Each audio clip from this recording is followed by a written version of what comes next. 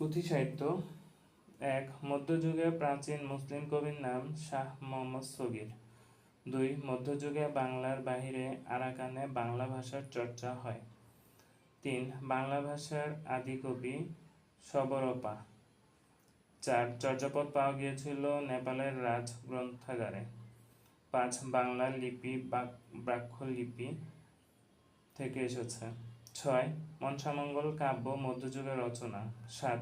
বাংলা মুদ্রাক্ষরের জনক বলা হয় পঞ্চানন কর্মকার। ৮. প্রথম বাঙালি মুসলমান কবি শাহ মোহাম্মদ সগীর। ৯.